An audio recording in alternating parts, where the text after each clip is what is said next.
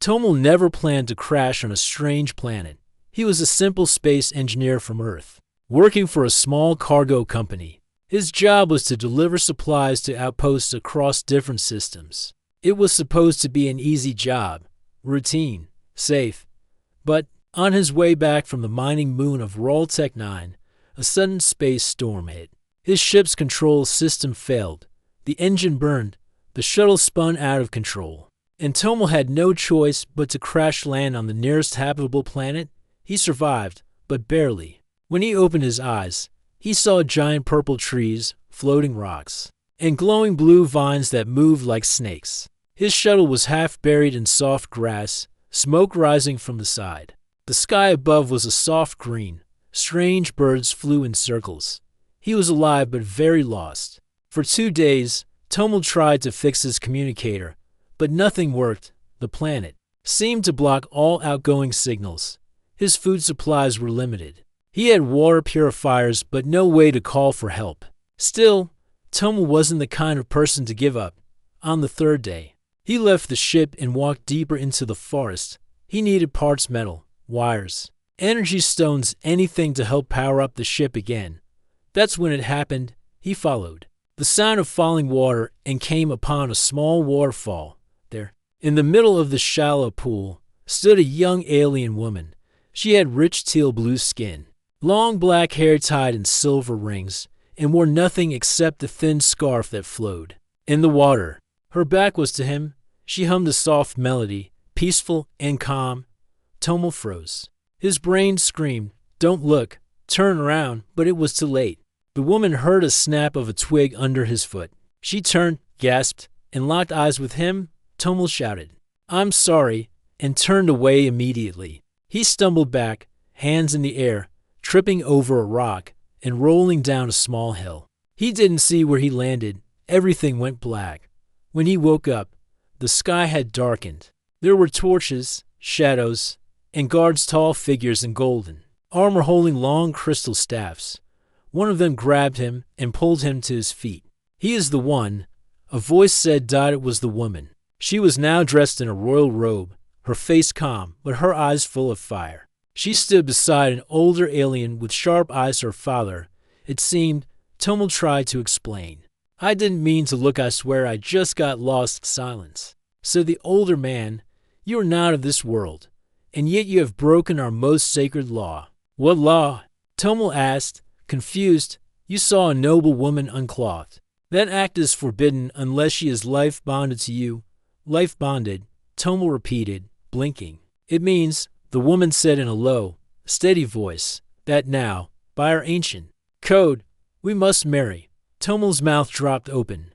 "Wait, what if we don't?" she continued, her tone serious. "The punishment is death, for both of us." Tomel stared at her. "I think I hit my head harder than I thought." The woman stepped closer. "My name is Velna, daughter of High Noble Karesh of the House of Torun. You have seen me. There are no excuses. If we don't act, they will kill me for dishonor.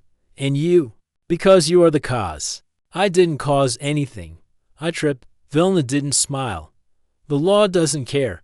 Tomel looked around. The guards stood still, but he could feel their eyes watching his every move. "I can't marry someone I just met," he said, "and I can't die for something I didn't choose." Velna replied softly. They stared at each other for a long moment. Finally, Tomel sighed. "Okay, what exactly does this marriage mean?" "Not much," Velna said. "We say some words, we do some rituals. Then I'll find a way to get you off this planet. We never have to see each other again after that." Tomel nodded slowly. "Okay, if it saves your life and mine." Later that evening, in a great stone hall lit by floating crystals, Velna and Tomel stood before the Council of Elders. Tomel wore a dark blue robe that felt heavy on his shoulders. Velna stood tall beside him. Calm as ever, a golden circle was drawn around them. The elders spoke words in the alien tongue, and Velna translated quietly. "Repeat after me." She whispered, "I honor this bond." Tomel repeated it. "I honor this bond. I will guard it with my soul. I will guard it with my soul. And I accept the path of unity." Tomel hesitated, then said it. I accept the path of unity. The circle glowed. The crowd clapped once sharp and loud. The ceremony was over. They were now, by law and spirit, bonded. Afterward, Tomel and Velna were taken to a tall stone building. A shared chamber was prepared. For them to separate beds, one for each dot as the guards left them alone. Tomel sat down and rubbed his face. Well, he muttered, that was the strangest wedding I've ever been to. Velna finally smiled, just a little. You did well, Tomel. He looked up. So, now what? Now, she said. We wait and plan. Plan what? To get you home. And to end this bond before it gets surreal? Tomel raised an eyebrow. To real? Velna didn't answer. She looked out the window, her silver eyes thoughtful. Her hands gripping the edge of the windowsill dot outside, the twin moons of the planet began to rise. Tomel lay back on the bed, staring at the ceiling. He didn't know it yet, but this strange union was only the beginning of a much bigger journey. A journey that would change both their worlds forever. Tomel woke up to the sound of drums. He sat up quickly. The stone walls around him were glowing slightly, like soft lanterns. The air smelled of sweet fruit and smoke across the room. Velna was already dressed, standing near the door. She wore a long robe with golden leaves woven into the fabric. Her hair was tied up neatly, her face calm. What's going on? Tomel asked, rubbing his eyes. There's a festival today, Velna said without looking at him. The day of joining. It celebrates ancient unions. Our marriage ceremony took place just before it. The people will expect us to take part. Tomel blinked. You mean a whole festival? For couples? Yes, Velna replied, finally turning to face him. And because we're newly bonded, we must walk the ritual path. Tomel stood up slowly. Is that dangerous? No, Velna said. But it's public. Many eyes will be watching. Tomel sighed. Great. Nothing like a little public pressure after an unexpected marriage. Velna handed him new clothes. Put these on. You represent me now. And I represent you? Tomel took the robes. Do I at least get breakfast first? She tilted her head. We fast before the ritual path. It shows devotion. Tomel frowned. Of course we do. A little later, they stood outside in a grand courtyard filled with alien families. Music played softly, and colorful flags danced in the wind. The sky was bright green again, with small pink clouds drifting slowly. Children laughed and chased each other. Elders stood in circles, speaking softly. Tomel and Velna walked side by side through a long path made of glowing stones. People bowed. As they passed, some smiled, others whispered. One older woman placed a flower crown on Velna's head and looked at Tomel carefully. He tried to smile politely. Hello.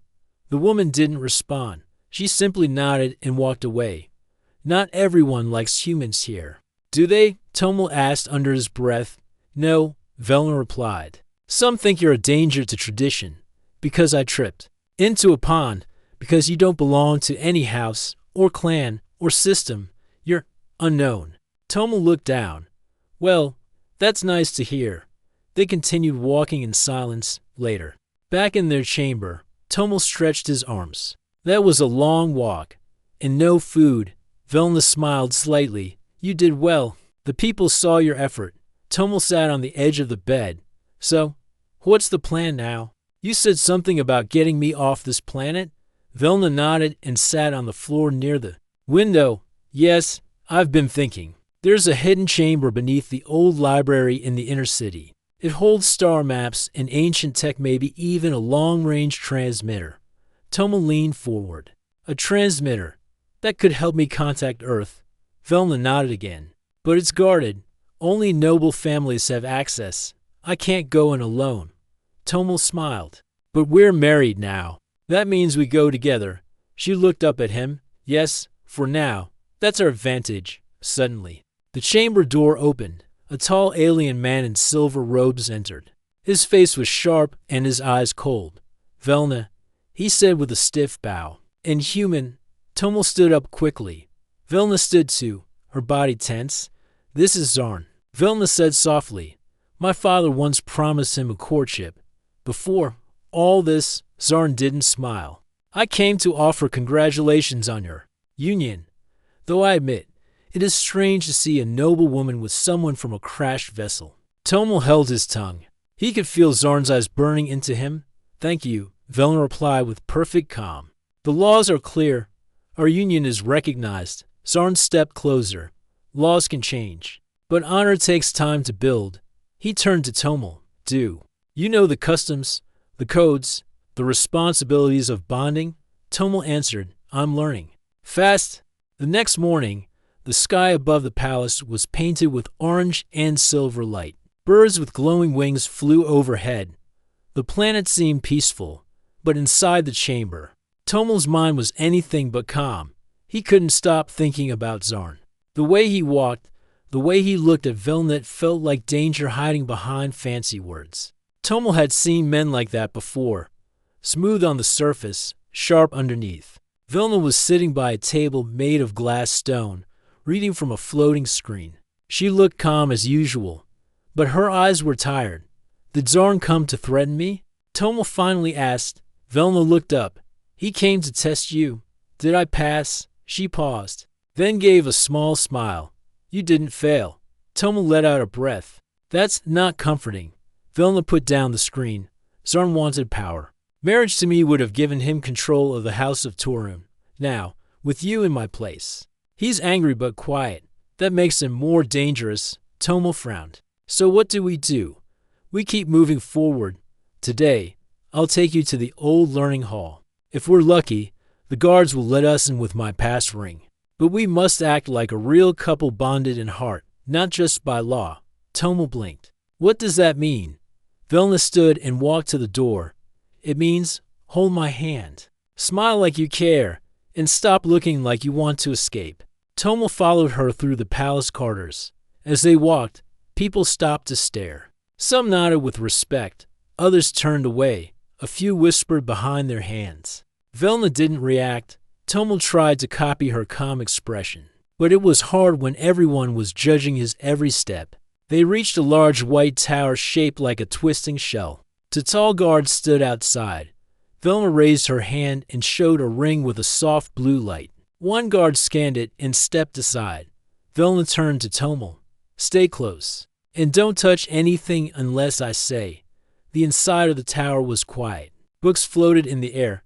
Small blue orbs lit up the shelves. Alien children sat on cushions, listening to teachers speak in soft tones. Velna led Tomel to a spiral staircase. They climbed down to a lower level, darker and colder. At the bottom, a locked gate stood before them. Velna pressed her hand to the wall. The stone glowed, and the gate opened. Beyond it was a round room filled with strange machine screens, levers, and glowing wires. Tomel's eyes widened. This is amazing. It's old tech, Velna said. Some of it came from visitors like you long before you were born. Tomel moved toward a panel. Can I try something? Carefully, Velna warned. He placed his hand on a scanner. The screen blinked, then lit up with a star map. Velna stepped closer. That's your system. See? The blue circle. Earth must be one of those planets. Tomel nodded. But we need a signal booster or a long-range comm. Can this place send one? Velna walked to another console. This transmitter was shut down long ago. But with power, it might still work. Tomel's fingers flew over the buttons. I think I can fix it. I've worked with old systems before. They're not so different from human tech. Velna watched him closely. For the first time, she saw something in his face: focus, skill, maybe even brilliance. You're smarter than you look, she said quietly. Tomel grinned. Thanks, I think. He worked for over an hour, reconnecting wires and adjusting settings. Velna helped where she could, holding tools and scanning old logs. Finally, a soft hum filled the room. A light blinked on. Power's flowing, Tomel said. But the antenna must be outside the shield dome. We need to reroute the signal or find an open point. Velna nodded. I'll look into it. For now, let's lock this place and keep it secret. As they left, someone watched them from the shadows above Zarn's spy, hiding near the staircase. Later that evening, Velna and Tomel returned to their chamber. Both were tired. But something had changed between them. You were different today, Velna said. Tomel looked at her. How so? You were useful. He laughed. I'll take that as a compliment. Velna sat by the window, looking at the stars. When I first saw you, I thought you were just a lost human. A mistake. But maybe you're something more. Tomel sat beside her. I didn't plan any of this, but now that I'm here, I want to help. And if we can get that transmitter working, maybe I can contact Earth.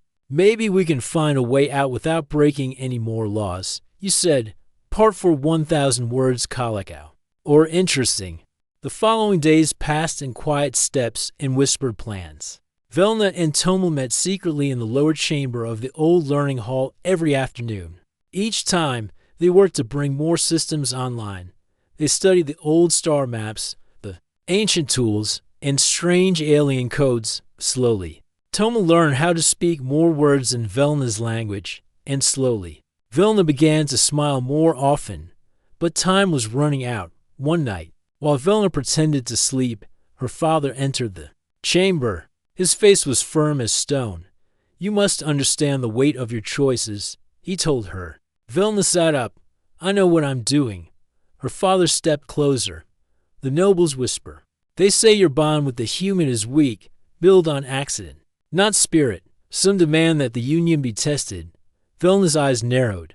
What test? The trial of the bonded, he said. It is an old tradition rarely used, but it proves if two souls are truly joined. Velna stood in silence. And if we fail, the bond will be broken, her father said softly, and the punishment will return. Velna said nothing. Her breath grew heavy after her father left. She walked to the balcony. The sky was cloudy, the moon's hidden. She whispered to herself, Tomel is not ready, but maybe he has more strength than they know.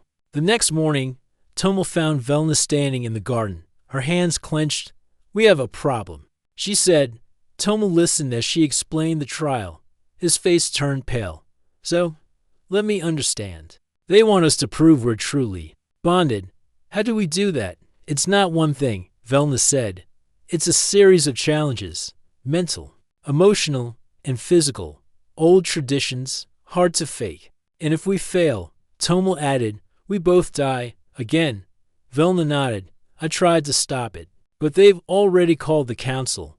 Tomel sat down on a stone bench. This just keeps getting better and better. She joined him. I know it sounds impossible, but maybe it's our only way to truly earn their trust. If we pass, no one can question the bond again.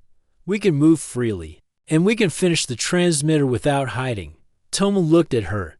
You think we can pass? She looked straight into his eyes. I think we have to try. That evening, the palace lit up with silver torches and blue fire bowls. The trial of the bonded was not private. It was a public event, watched by nobles, elders, and commoners alike. Tomel wore a dark robe with golden threads. Velna wore a white tunic with green symbols painted across the chest. They stood before the high circle, where the oldest council members sat. A tall priest stepped forward. Velna of Torun, Tomel of Earth, do you accept the trial of the bonded? Tomel glanced at Velna, then said, we do. The crowd murmured. The first challenge was the mirror of truth. Velna and Tomel sat opposite each other. A glowing orb floated between them. It responded to energy, emotions, thoughts, honesty. The priest said, speak only truth. If the orb dims, the bond is weak. Velna spoke first. I did not want this bond. At first, I was angry. I blamed you. Tomel nodded. I didn't want it either. I was scared, confused, but I never wanted to hurt you. The orb glowed softly. Vel Na continued, you surprised me. You're not a warrior, but you are brave. Tomel smiled. And you're not just noble. You care, even when you pretend you don't. The orb glowed brighter. The crowd whispered again. The second challenge was the path of trust. Velna was blindfolded. Tomel had to lead her across a long platform with open spaces and moving stones. One wrong step, and she would fall. Forward, he said gently. Now left, one step. Stop. Velna moved with care, trusting every word. Now, to step straight. There's a turning rock ahead. Wait for it to stop. She listened. She didn't doubt. By the end, she reached the other side. The crowd clapped lightly. The final challenge was the hardest, the choice of sacrifice. Velna and Tomel stood on a round platform, above a glowing pool. The priest said, "One must step off. The other may leave free. This proves the bond is more than words." Velna looked at Tomel. "I'll do it." Tomel grabbed her hand. "No, I will." "No," she said firmly. "You need to finish the transmitter. You can still call your people, but your people are here," he said, "and they need someone like you." They stood in silence. Then they stepped off the platform together. The crowd gasped, but instead of falling, the light below them caught them gently and lifted them back up. The priest raised his hand. "The bond is real. The trial is past." The entire circle bowed their heads. Even Velna's father stood, surprised but proud, later, in the quiet of their chamber. Velna sat beside Tomel. "You didn't have to do that," she said softly. "Neither did you." Tomel replied. They both smiled. Outside, the sky was clear. Again, the stars were bright. Inside, something new had formed between them. Not just duty, not just survival, but something real. Tomel could not sleep. He lay on his bed, staring at the ceiling made of glowing stone. His body was tired, but his mind was wide awake. The trial of the bonded was over, and they had passed it. The people now believed in their union. They were no longer called the accident couple or the law mistake. They were now the true bonded. But what did that mean? Across the room, Velna sat near the window, her legs folded beneath her. The night breeze moved her dark hair gently. She was quiet, lost in her own thoughts. "Can I ask you something?" Tomel said finally. Velna looked over. "Yes." Back at the trial, when we both stepped off the platform, were you really ready to sacrifice yourself? Velna nodded. "Yes, I meant it." Tomel sat up. "So did I." They both smiled. A little awkward but warm. "I think we've come a long way from yelling at each other," Tomel said. Velna gave a small laugh. "Yes, at first I only wanted to end this bond, but now I'm not sure." Tomel stood and walked to the window. "We make a good team. You're calm, clever, royal. I'm, well, not royal, but I fix things. You are more than that." Velna said, "You listen, you care, you stay." Tomel looked out at the city lights. "We still need to finish fixing the transmitter." Velna nodded. "Let's do it tomorrow. The hall is open to us now. No one will question us." But someone was already watching. In the high tower above the palace, Zarn stood in the shadows. He had watched the trial from a secret passage. His hands were clenched. His eyes burned with jealousy and anger. How can a human gain their love? He whispered to himself. How can a broken star traveler take everything I wanted? Zarn walked to a crystal orb and touched it. The surface shimmered, and a figure appeared in the dark. Armored alien with red eyes.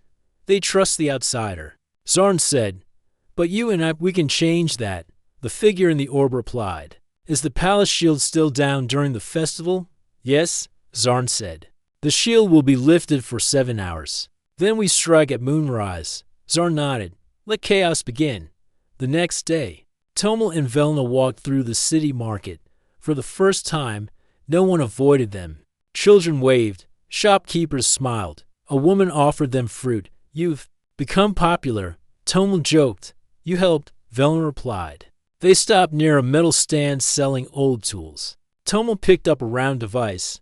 "This could help us fix the signal path. We'll take it," Velna said, handing over a small silver coin dot as they returned to the learning tower.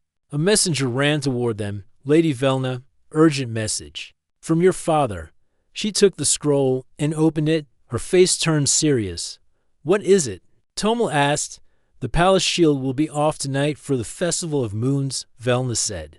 "The city lights will shine freely, and the sky will be open." Tomel's eyes widened.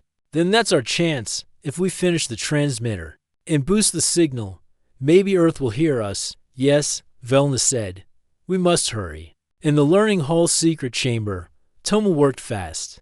Velna helped him connect wires, adjust the power core, and align the signal dish. The shield ends at moonrise, she said. We have 3 hours. Tomel wiped sweat from his forehead. Then let's make this count.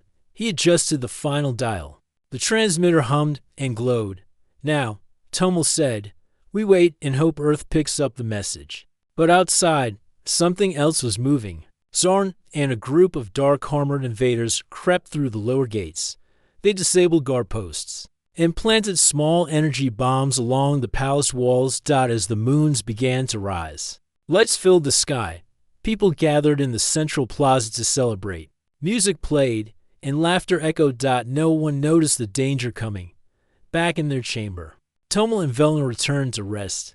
They sat beside each other, looking up at the sky. Did you ever think we'd come this far? Tomel asked. No, Velna replied. But I'm glad we did. Just then, the sky turned red. An explosion shook the palace. Tomel jumped up. What was that?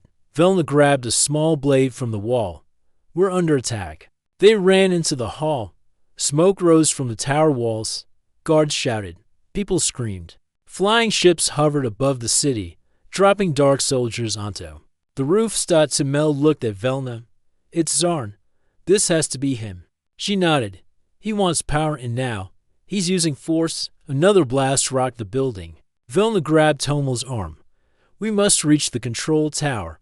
If we can reset the shield, we can stop them from landing more ships. Together, they ran into the chaos, not knowing what dangers were waiting. But one thing was clear now: this bond, once a mistake, was now their greatest strength. Smoke filled the sky. The peaceful city of Torun, once glowing with joy, was now under attack. Dark ships floated above the rooftops, dropping waves of armored raiders. People ran through the streets. The bright festival lights had turned into flashes of fire. Velna and Tomel rushed down the stone steps of the palace tower. Round them, guards fought to protect the gates, but many had already fallen. We must reach the central control chamber, Velna shouted over the noise. If we can raise the shield again, we can stop more invaders from coming. Tomel nodded, his heart pounding. He had never been in a real battle before. His hands shook, but his feet kept moving. As they turned the corner, 3 enemy soldiers stood in their way. Their armor was black with red stripes, their eyes glowing beneath their helmets. Velna stepped forward, holding her energy blade tightly. Stay behind me, she said. But Tomel grabbed a broken pole from the ground. I'm not leaving you alone. Velna gave him a quick glance, half proud, half worried. The first attacker rushed forward. Velna moved fast, blocking the blow and striking back. The second one aimed at Tomel, who ducked and hit the attacker's leg with the pole. The soldier fell. Velna kicked the third one aside and shouted, Now, go. They ran past the attackers and reached a narrow door with a glowing hand panel. Velna pressed her palm to it. The door opened slowly. Inside was a round chamber filled with floating screens, wires, and crystal buttons. In the center stood the control pillar, the heart of the city's defense system. Tomel rushed to it. This must be the shield control. Let me try. He worked quickly, his fingers flying across the old symbols. Velna watched the screens as more enemy ships appeared above the city. Hurry, Tomel, she cried. I'm trying, he said, sweat running down his face. Suddenly, the screen flickered and showed the outer shield grid. Yes? Tomel said. I found it. Ray-routing power now. He slammed the final button. A loud hum filled the air. Then, with a flash, a glowing blue dome spread across the sky, pushing back the invading ships. Outside, the people of Torun looked up and cheered. The invaders were trapped, no more could enter. And those inside now had no escape. Velna sighed. In relief, you did it, Tomel. Tomel smiled, tired but proud. We both did. But their victory was short-lived. A loud crash came from behind them. The control room door shattered. Zarn entered, his silver robe torn, his face full of anger. You ruined everything, he growled. This power was meant for me. Velna stepped in front of Tomel. You betrayed your people. No, Zarn replied. You betrayed your duty. You were mine. I was promised your hand. Tomel stepped forward. She made her own choice. Zarn pulled out a weapon and energy whip that sparked with blue lightning. You were never part of this world. Human, you should have died when you crashed. He struck. Velna blocked the first hit with her blade, but the second hit her side. She fell to her knees. Tomel ran to her, catching her as she dropped. Velna. Zarn raised the whip again. But Tomel stood up, eyes full of fire. Stop. He shouted. This ends now. He reached for the control pillar and slammed a red switch. The floor around Zarn glowed and a force field trapped him in place. Zarn screamed in rage. Trapped in a glowing cage of light, Velna looked up at Tomel, breathing hard. You saved me. Tomel held her hand, just returning the favor. Guards arrived moments later and took Zarn away. The rest of the invaders were rounded up by the city soldiers. The sky slowly cleared. The festival had become a battlefield. But now the people began to gather again. This time not to celebrate the moons but to honor their heroes. Later that night, Tomel and Velna stood before the Council of Elders. You have done more than prove your bond, the eldest said. You have saved our city. You have protected our people. Velna bowed. It was our duty. Tomel smiled. It was our home too. Even if it wasn't mine at first. Velna's father stepped forward. For the first time, his face showed warmth. You were once a stranger. He said to Tomel, now you are family. Cheers filled the hall. Tomel looked at Velna. She looked back, her eyes soft. I never thought I'd say this, Tomel whispered, but I'm glad I crashed on your planet. Velna smiled, and I'm glad you saw me that day. They both laughed quietly, from mistake to mission, from accident to honor, from strangers to something more. Their journey wasn't over yet, but they had come farther than either of them ever imagined. The days after the battle were filled with quiet rebuilding. The city of Torun slowly returned to life.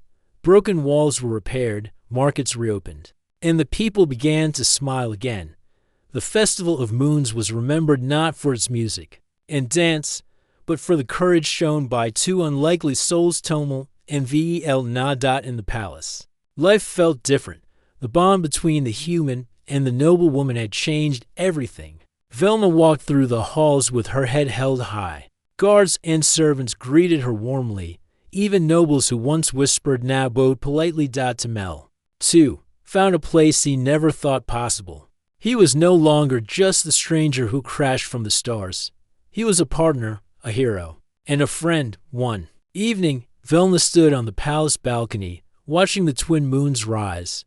Tomel joined her quietly. They say the moons are lucky tonight. Velna smiled softly. I think they've always been lucky. He looked at her.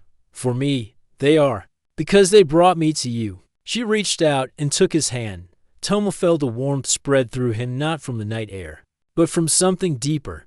Velna, he said, I want to thank you for saving my life, for trusting me, for everything. She squeezed his hand. And I want to thank you, Tomel, for showing me a new way, for standing by me when things were darkest. They stood together in silence, watching the stars shimmer. Later, in the grand hall, the Council of Elders gathered once more. Today, the eldest spoke. We honor a new beginning, the union of our worlds, the bond of trust and hope. Velna stepped forward, dressed in a simple white robe, the colors of peace and renewal. Tomel stood beside her, wearing a robe woven with the symbols of both Earth and Torun.